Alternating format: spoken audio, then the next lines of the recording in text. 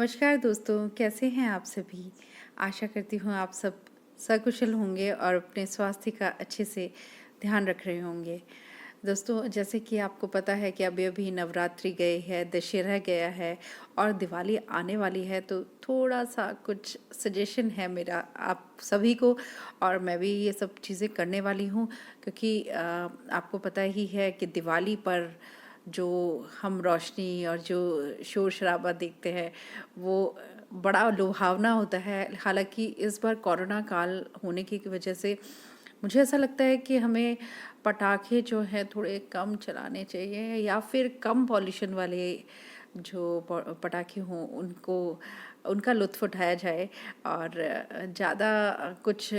Pollution से related ना करें, क्योंकि आने वाला जो फ्यूचर है उसमें हो सकता है हमें इन सब चीज़ों का खामियाजा भुगतना पड़े। तो 2-3 चीज़ें मैं आप लोगों से कहना चाहती हूँ।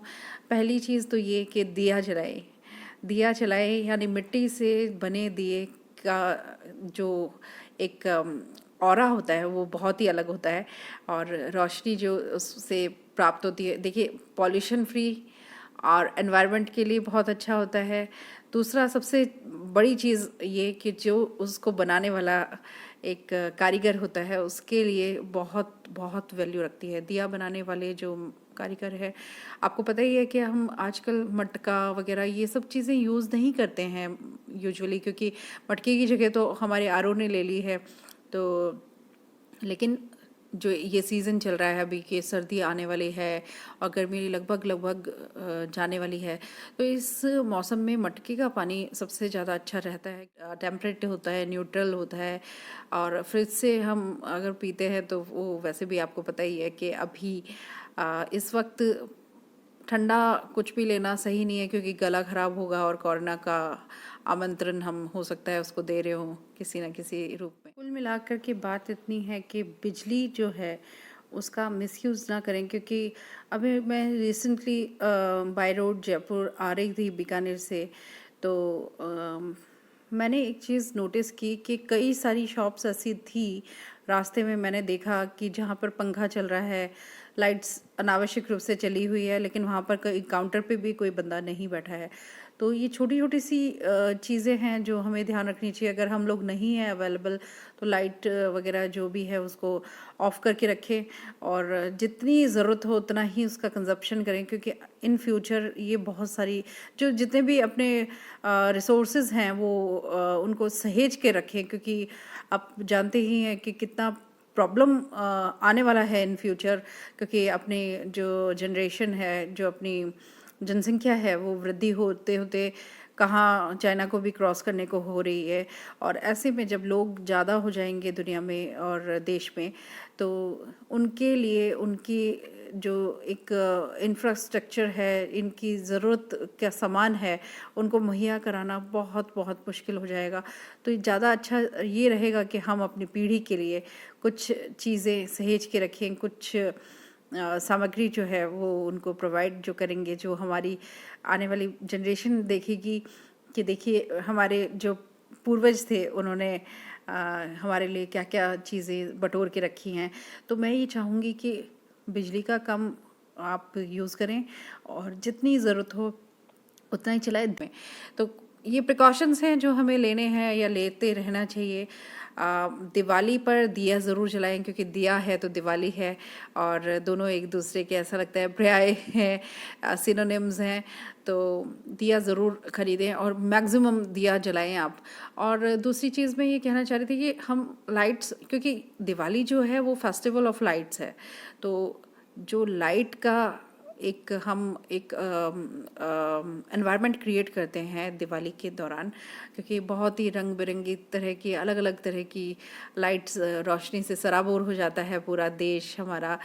तो अच्छा लगता है। लेकिन कोशिश ये करें कि चाइनीज़ जो लाइट्स हैं उनका यूज़ ना करें, उनका उपयोग ना करें और हम लो कंजप्शन वाली लाइट्स ज़रूर लगाएं, क्योंकि देखिए हम सारी चीज़ों को लेकर के हमें चलना पड़ेगा। जैसे आप सभी को पता है कि आने वाला टाइम जो है उसमें शायद पानी जो है जैसे जिस तादाद में पृथ्वी से कम हो रहा है, तो आने वाले टाइम में हो सकता है कि पानी